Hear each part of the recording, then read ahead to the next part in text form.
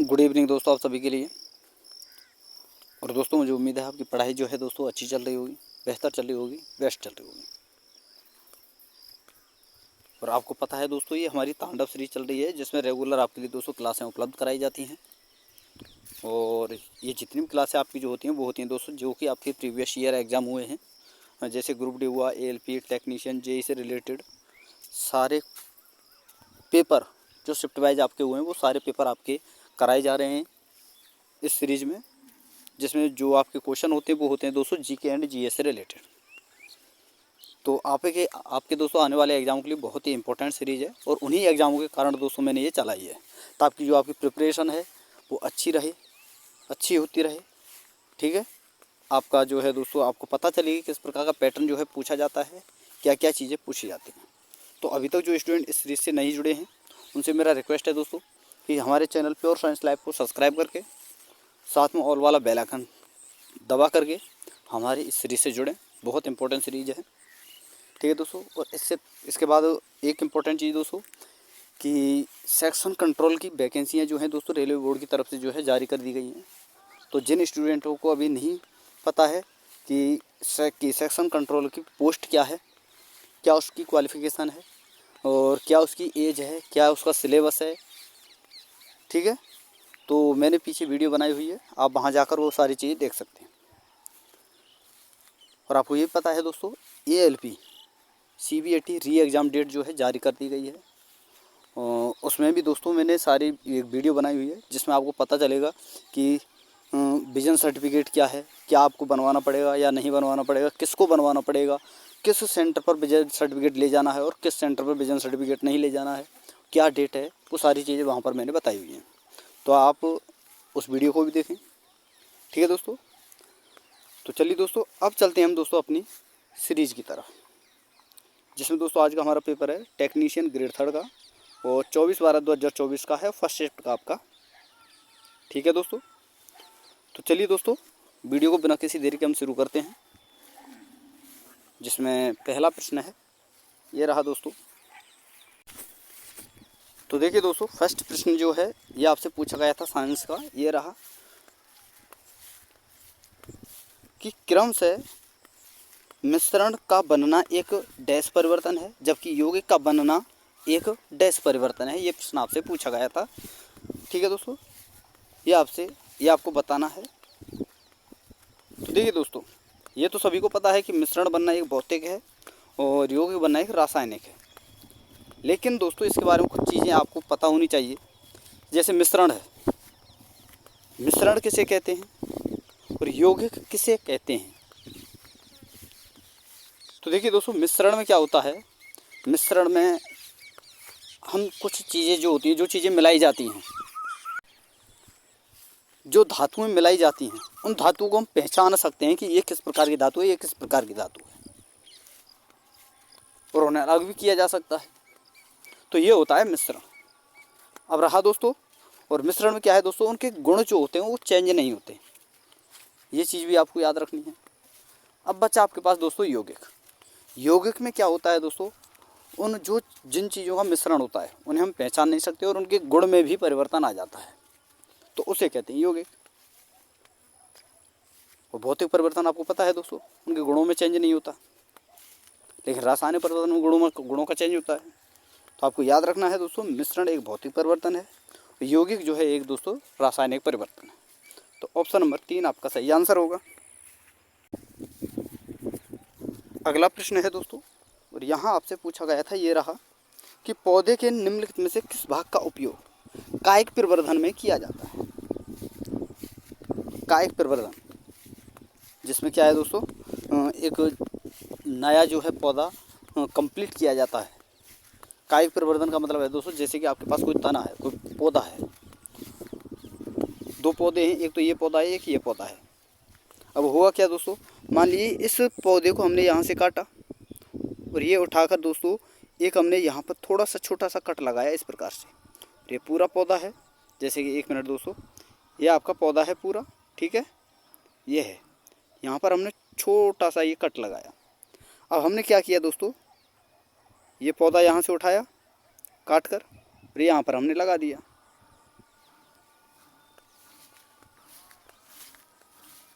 तो ये हुआ कायिक परिवर्तन। तो कायिक परिवर्तन में किस भाग का उपयोग किया जाता है ये आपसे पूछा गया है। तो कायिक परिवर्तन जो उपयोग किया जाता है दोस्तों, पत्ती का भी किया जाता है और तने का भी किया जाता है। तो ऑप्शन नंबर 3 आपका सही आंसर होगा। अगला प्रश्न है, यहाँ आपसे पूछा गया था, ये रहा कि गलत युग्म का चयन कीजिए। सब्जी जैव निम्नीकरणीय है, बिल्कुल सही है दोस्तों। जैव निम्नीकरणीय का मतलब क्या है कि जिसे सूक्ष्म जीवों के द्वारा जो है डिकम्पोज किया जा सके। कुल्हड़ गैर जीव निम्नीकरणीय, बिल्कुल गलत है दोस्तों। जैव निम्नीकरणीय है, गैर जैव निम्नीकरणीय नहीं है। तो ऑप्शन नंबर 2 आपका सही आंसर होगा। गलत आपसे पूछा है। प्लास्टिक गिलास गैर जैव निम्नीकरणीय, बिल्कुल सही है दोस्तों। कागज़ का प्याला जैव निम्नीकरणीय, बिल्कुल सही है। तो ऑप्शन नंबर 2 आपका गलत आंसर होगा। अगला है दोस्तों, यहाँ आपसे पूछा गया था, ये रहा कि पाचन ग्रंथियों और उनके एंजाइमों से संबंधित गलत युग्म का चयन कीजिए। अग्नाशय से अग्नाशय रस निकलता है, राइट। यकृत से पित्तरस, बिल्कुल सही है दोस्तों। लार ग्रंथि से ट्रिप्सिन, गलत है दोस्तों। ट्रिप्सिन आपका आमाशय में पाया जाता है। जठर रस से पेप्सिन, बिल्कुल सही है। और ट्रिप्सिन आपका आमाशय में पाया जाता है। लार से तो आपका एमाइलेज निकलता है। तो ऑप्शन नंबर 3 आपका गलत आंसर होगा, यानी ऑप्शन नंबर 3 आपका सही आंसर है। यही आपसे पूछा है कि गलत क्या है। अगला प्रश्न है, यहाँ आपसे पूछा गया है, जब आप चम्मच के सामने वाले भाग को देखते हैं तो चम्मच में आपका एक उल्टा प्रतिबिंब बनता है। तो चम्मच का सामने वाला भाग डैश की तरह कार्य करता है। तो करता है दोस्तों अवतल दर्पण की तरह। ऑप्शन नंबर 3 आपका सही आंसर होगा। अगला प्रश्न है, यहाँ आपसे पूछा गया था, ये रहा कि उस परिघटना का नाम क्या नाम है जिसके कारण कांच के प्रिज्म में से गुजरते समय श्वेत प्रकाश 7 वर्णों में विभक्त हो जाता है, या विभाजित हो जाता है, या बट जाता है। तो उसे कहते हैं दोस्तों परिक्षेपण। ऑप्शन नंबर 3 आपका सही आंसर होगा। अगला प्रश्न है दोस्तों, यहाँ आपसे पूछा गया था, ये रहा कि निम्नलिखित में से कौन सा दाब का मात्रक है। दाब का मात्रक पास्कल होता है, ये तो आप सभी को पता है। ऑप्शन नंबर 3 आपका सही आंसर होगा। अगला प्रश्न है, यहाँ आपसे पूछा गया था कि स्वतंत्र रूप से गिर रही एक वस्तु की गति निम्नलिखित में से किसका उदाहरण है, ये आपसे पूछा है। स्वतंत्र रूप से गिर रही किसी वस्तु की गति किसका उदाहरण है, तो यह है दोस्तों एक समान त्वरित गति का। तो ऑप्शन नंबर 3 आपका सही आंसर होगा। अगला प्रश्न है दोस्तों, और यहाँ आपसे पूछा गया था, ये रहा कि निम्नलिखित में से मेंडल द्वारा मटर पर किए गए प्रयोगों में प्रभावी विशेषक कौन सा है। तो इनमें सबसे प्रभावी जो विशेषक था वो था आपका गोल बीज का होना। तो ऑप्शन नंबर 2 आपका सही आंसर होगा। अगला प्रश्न है, दाब का मात्रक, ये आपसे पूछा जा चुका है। ठीक है दोस्तों, आगे हम चलते हैं। अगला प्रश्न है, दाब का मात्रक आपको पता है, ये दोस्तों पास्कल है, पीछे बता चुका हूँ। आगे हम चलते हैं, यहाँ आपसे पूछा गया था, यदि ग्लूकोज 6 कार्बन अणु है तो पायरुवेट क्या है, ये आपसे पूछा गया है। तो पायरुवेट 3 कार्बन अणु होता है, क्योंकि दोस्तों ग्लूकोज का जब पाचन होता है, क्रेब्स हेंसली चक्र जो आपने सुना है, उस समय जब ग्लूकोज जब टूटता है पायरुवेट के रूप में, तो वह 6 से जब वो टूटता है ना, तो उसके क्या होता है दोस्तों, जो 6 कार्बन अणु हैं वो 2 भागों में विभक्त हो जाते हैं, वो वही आपका टूटना कहलाता है। तो यह 3 पायरुवेट आपके सामने कार्बन अणु जो है पायरुवेट के बनकर आते हैं। तो आपको याद रखना है। और ये प्रश्न दोस्तों फॉर्मूले के आधार पर भी पूछा जाता है, तो वो भी आपको याद रखना है। फॉर्मूला अच्छी तरह से आपको याद रख लेना है, ग्लूकोज का फॉर्मूला क्या होता है और उसका जो क्या कहते हैं दोस्तों, विकृति का मतलब है दोस्तों टूटना, तो उसे भी आपको याद रखना है कि उसके टूटने पर क्या क्या आपके पास निकल कर आता है। ठीक है, तो ऑप्शन नंबर 2 इसका सही आंसर होगा। अगला प्रश्न है, यहाँ आपसे पूछा गया है दोस्तों कि निम्नलिखित में से कौन सा प्राणी अपना लिंग परिवर्तन कर सकता है, जो यह दर्शाता है कि लिंग आनुवंशिक रूप से निर्धारित नहीं होता। वेरी वेरी इंपॉर्टेंट क्वेश्चन है दोस्तों घोंगा, और बहुत ज़्यादा बार ये प्रश्न पूछा जाता है, और ये ग्लूकोज वाला भी आपका पूछा जाता है, ये आपको याद रखने हैं। आगे हम चलते हैं। अगला प्रश्न है ये रहा दोस्तों, और यहाँ आपसे पूछा गया है कि वृषण उदर गुहा के बाहर अंडाशय में स्थित होते हैं, क्योंकि शुक्राणु निर्माण के लिए निम्नलिखित में से किसकी आवश्यकता होती है? किसकी होती है दोस्तों? शरीर के सामान्य ताप से कम ताप की, तभी आपके शुक्राणु कंप्लीट बन पाते हैं, और इसीलिए वृषण जो है उदर गुहा के बाहर होते हैं। तो ऑप्शन नंबर 2 आपका सही आंसर होगा। अगला प्रश्न है, यहाँ आपसे पूछा गया है ये रहा दोस्तों, कि निम्नलिखित में से किस जीवन प्रक्रिया में डीएनए प्रतिलिपि का निर्माण एक आधारभूत घटना है? तो किस प्रक्रिया में दोस्तों? प्रजनन प्रक्रिया में। ऑप्शन नंबर 2 आपका सही आंसर होगा। अगला प्रश्न है, और यहाँ आपसे पूछा गया था ये रहा, यहाँ आपसे पूछा गया है कि निम्नलिखित में से कौन सा अपचयन अभिक्रिया का एक उदाहरण है? अपचयन अभिक्रिया का उदाहरण आपसे पूछा गया है, तो आपका आंसर होगा दोस्तों कॉपर ऑक्साइड का कॉपर में रूपांतरण होना। Copper oxide CuO, copper oxide CuO, ये कॉपर ऑक्साइड हुआ। और ऑक्सीजन का हटना अपचयन कहलाता है, ये मैं आपके लिए कई सारी वीडियो में बता भी चुका हूँ। या ऑक्सीजन से अलग होना किसी धातु का, वो भी अपचयन होता है। और हाइड्रोजन का और ऑक्सीजन का जुड़ना उपचयन, और हटना अपचयन। तो कॉपर का निर्माण हो रहा है, यहाँ पर बताया गया है कि कॉपर में रूपांतरित हो रहा है, तो कॉपर बन रहा है तो ऑक्सीजन अलग हुआ होगा, तभी तो कॉपर बनकर आया। तो ऑक्सीजन का हटना क्या कहलाता है दोस्तों? अपचयन, और यही आपसे पूछा गया है। तो ऑप्शन नंबर 1 ही आपका सही आंसर होगा, बाकी सारे गलत हैं।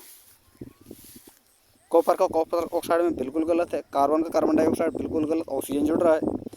एथेनॉल में एसिटिक अम्ल में रूपांतरण, वहाँ पर भी ऑक्सीजन जुड़ता है, ये भी गलत है। तो ऑप्शन नंबर 1 आपका सही आंसर होगा। अगला प्रश्न है दोस्तों, और यहाँ आपसे पूछा गया है कि निकेल उत्प्रेरक की उपस्थिति में वनस्पति तेलों का हाइड्रोजनीकरण करने वाली रासायनिक अभिक्रिया क्या कहलाती है? तो ये कहलाती है दोस्तों कॉम्बिनेशन रिएक्शन, यानी योगज अभिक्रिया। तो ऑप्शन नंबर 2 आपका सही आंसर होगा। अगला प्रश्न है, यहाँ आपसे पूछा गया है कि स्तंभ 1 व स्तंभ 2 का मिलान कीजिए।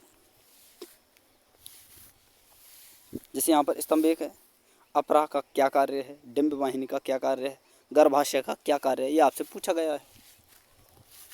तो इस प्रकार के प्रश्नों को सॉल्व करना बहुत आसान होता है दोस्तों, और आप इसे ऑप्शन के हिसाब से भी कर सकते हो।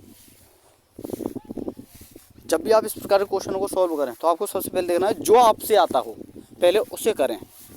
जैसे यहाँ पर मुझे पता है दोस्तों अपरा जो है पोषण का कार्य करता है भ्रूण को गर्भाशय में, तो हम इसको मिला देंगे।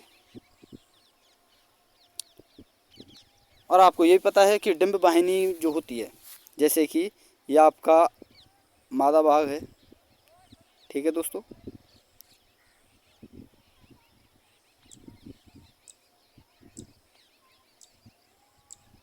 ये इस प्रकार से होता है। तो डिंब वाहिनी, ये तो डिंब होते हैं यहाँ पर, तो ये डिंब वाहिनी यानी इनको ले जाने का यहाँ पर कार्य करती है। तो यहाँ पर जो होता है क्या होता है दोस्तों, अंडाणु और शुक्राणु का निषेचन होता है, तो ये कहलाती है डिंब वाहिनी। तो डिंब वाहिनी का क्या कार्य है? निषेचन का। तो ऑप्शन नंबर 2 आपका इसमें सही आंसर होगा। और गर्भाशय आपके पास बचा, तो इसका कार्य है अंतररोपण, यानी उसे ग्रहण करना। गर्भाशय में ही तो भ्रूण का विकास होता है, तो ऑप्शन नंबर सी में आंसर होगा अंतररोपण। तो इस प्रकार से आप सॉल्व कर लेना इन क्वेश्चनों को। जब भी आपके सामने क्वेश्चन आए तो सबसे पहले जो आपके पास आता हो उसे पहले सॉल्व करें, ठीक है। बाकी आपकी सारी चीज़ें अच्छी तरह सॉल्व होती चली जाएंगी। ये चीज़ आपको समझ में आ गई होगी कि किसका क्या कार्य है, किसका क्या कार्य है। अगला प्रश्न है, और यहाँ आपसे पूछा गया था कि एक क्षण चुंबक के अंदर चुंबक के चुंबकीय क्षेत्र रेखाओं की दिशा क्या होती है? तो क्या होती है दोस्तों, दक्षिण ध्रुव से इसके उत्तरी ध्रुव तक। पहले दक्षिण ध्रुव और दक्षिण ध्रुव से फिर उत्तरी ध्रुव की तरफ, जैसे नॉर्थ और ये साउथ। तो यहाँ से इस प्रकार से चलती हैं, फिर इस प्रकार से, फिर इस प्रकार से, इस प्रकार से, इस प्रकार से चलती रहती हैं, ठीक है। तो ऑप्शन नंबर 1 आपका सही आंसर होगा। अगला प्रश्न है और यहाँ आपसे पूछा गया है कि निम्नलिखित में से कौन सी अंतःस्रावी ग्रंथि वृद्धि हार्मोन स्रावित करती है? तो ये करती है आपकी दोस्तों पीयूष ग्रंथि। ऑप्शन नंबर 4 आपका सही आंसर होगा। और दोस्तों वीडियो अगर आपको पसंद आ रही हो तो वीडियो को लाइक करते चलें, शेयर करते चलें। और जिन स्टूडेंटों ने अभी तक हमारे चैनल को सब्सक्राइब नहीं किया उनसे भी मेरा रिक्वेस्ट है कि चैनल को सब्सक्राइब करके साथ में ऑल वाला बेल आइकन जरूर दबा लें, ताकि दोस्तों मेरी आने वाली हर वीडियो का नोटिफिकेशन सबसे पहले दोस्तों आपके पास पहुँच सके। अब चलिए दोस्तों आगे चलते हैं और अगला प्रश्न है यहाँ आपसे पूछा गया था, ये रहा कि एक गेंद को एक टावर के शीर्ष से गिराया जाता है और गेंद की स्थिति के मध्य बिंदु पर गेंद में निहित ऊर्जा कौन सी ऊर्जा होगी, ये आपसे पूछा है। तो मध्य बिंदु मान लीजिए देखिए दोस्तों ये कोई टावर है, यहाँ से हमने इस बॉल को गिराया तो ये पूछ रहा है धीरे गिरती हुई यहाँ तक आएगी, सरफेस पर आकर टकराएगी। लेकिन ये पूछ रहा है इस बिंदु पर इनमें इस जो ये गेंद है इसमें कौन सी ऊर्जा होगी? तो स्थिति ऊर्जा भी होगी और गति ऊर्जा दोनों ही होती हैं। तो ऑप्शन नंबर 1 आपका सही आंसर होगा। अगला प्रश्न है और यहाँ आपसे पूछा गया है, क्योंकि दोस्तों मैं आपको बता दूं, देखिए 1 मिनट, क्योंकि जब भी हम किसी चीज़ को जैसे स्वतंत्र रूप से हम डालेंगे भाई दोस्तों, यहाँ से हमने वस्तु डाली, अब ऐसा थोड़ी ही है कि इस पर जो है कोई बल कार्य नहीं कर रहा होगा, क्योंकि नीचे की तरफ क्यों जा रही है? गुरुत्वाकर्षण के बल के कारण। लेकिन दोस्तों मैं आपको बता दूं, गुरुत्वाकर्षण बल की जो वेग होता है वो ज़्यादा होता है घर्षण बल से, तभी तो नीचे की तरफ आ रही है। क्योंकि दोस्तों जैसे जैसे आप नीचे ये बॉल नीचे आएगी तो ऊपर की तरफ एयर का घर्षण बल भी लगता है और एयर का घर्षण बल कमज़ोर होता है गुरुत्वाकर्षण बल से, तो इसलिए ये नीचे आने की कोशिश करती है। अगर एयर का घर्षण बल ज़्यादा होता तो ये नीचे आती ही नहीं, कभी ऊपर ही चली जाती। तो इसलिए यहाँ पर क्या होता है दोस्तों, स्थिति ऊर्जा गतिज ऊर्जा दोनों ही ऊर्जाएं इसमें पाई जाती हैं। आगे हम चलते हैं और अगला प्रश्न है, यहाँ आपसे पूछा गया था कि निम्नलिखित में से कौन सा कथन प्रतिरोधों के समांतर क्रम संयोजन के लिए सही है? तो कुल प्रतिरोध सदैव अल्पतम प्रतिरोध से कम होता है, बिल्कुल वो सही है दोस्तों। ऑप्शन नंबर 2 आपका सही आंसर होगा। अगला प्रश्न है, यहाँ आपसे पूछा गया है कि किसी गैस को डैश द्वारा द्रवित किया जा सकता है। तो किसके द्वारा दोस्तों? गैस की बात हो रही है। गैस को द्रव रूप में कब किया जा सकता है? जब दाब उच्च हो ताप निम्न हो। ऑप्शन नंबर 4 आपका सही आंसर होगा। अगला प्रश्न है, यहाँ आपसे पूछा गया है कि निम्नलिखित में से उस विकल्प का चयन कीजिए जो दिए गए वाक्य को सही ढंग से पूरा करता है। और यहाँ पर क्या दिया गया है दोस्तों कि पैमाने का उपयोग किसी विलयन के डैश स्तर को मापने में किया जाता है। तो किसी विलयन के अम्लता या क्षारीयता स्तर को मापने में इसका उपयोग किया जाता है पीएच का। तो ऑप्शन नंबर 1 आपका सही आंसर होगा। आपने कभी पढ़ा है कि पीएच का जो पीएच स्केल होता है उसका विलयन उपयोग जो है आयतन में या प्रदूषण या घनत्व जांचने में किया जाता है? बिल्कुल नहीं। क्या मापने में किया जाता है? अम्लता या क्षारीयता। आगे हम चलते हैं और अगला प्रश्न था दोस्तों, यहाँ आपसे पूछा गया था कि अवतल दर्पण द्वारा बनने वाला प्रतिबिंब वास्तविक उल्टा और बिंब के साइज के समान होता है तो वस्तु को किस स्थिति पर रखा जाता है? और ये मैंने चीज़ें आपको बताई हुई हैं दोस्तों कि जब भी वस्तु यहाँ पर हो तो प्रतिबिंब कैसा बनेगा दोस्तों? हमेशा समान आकार का बनेगा और सीधा बनेगा। सॉरी दोस्तों, उल्टा बनेगा, समान आकार का बनेगा और वास्तविक बनेगा। उल्टा प्रतिबिंब हमेशा वास्तविक होता है और सीधा प्रतिबिंब आभासी होता है, ये आपको याद रखना है। तो ऑप्शन नंबर 3 आपका सही आंसर होगा। अगला प्रश्न है, यहाँ आपसे पूछा गया था, ये रहा कि पौधों में निषेचन के संबंध में निम्नलिखित में से कौन सा सही है? तो आपका ऑप्शन नंबर 4 आपका सही आंसर होगा। क्योंकि दोस्तों परागकणों द्वारा निर्मित नर जनन कोशिका बीजांड में विद्यमान मादा युग्मक के साथ संलयन करती है, बिल्कुल सही है। तो ऑप्शन नंबर 4 आपका सही आंसर होगा। अगला प्रश्न है और अंतिम प्रश्न है इस वीडियो का, यहाँ आपसे पूछा गया है कि निम्नलिखित में से कौन सा आयनिक यौगिक का एक उदाहरण है? आयनिक यौगिक जिसमें आयनों का आदान प्रदान होता हो, अगर उसे हम फॉर्मूले के रूप में देखें तो बनाने में, तो वो है आपका खाने का नमक। ऑप्शन नंबर 2 आपका सही आंसर होगा।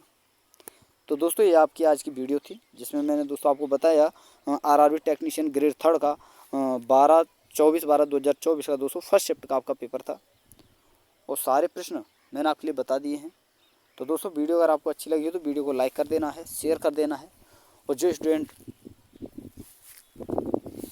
हमारे इस चैनल से अभी तक नहीं जुड़े हैं उनसे मेरा रिक्वेस्ट है कि चैनल को सब्सक्राइब करें, साथ में ऑल वाला बेल आइकन जरूर दबा लेना है ताकि दोस्तों मेरी आने वाली हर वीडियो का नोटिफिकेशन सबसे पहले दोस्तों आपके पास पहुंच सके। तो थैंक यू दोस्तों, धन्यवाद। फिर मिलते हैं एक नई वीडियो के साथ।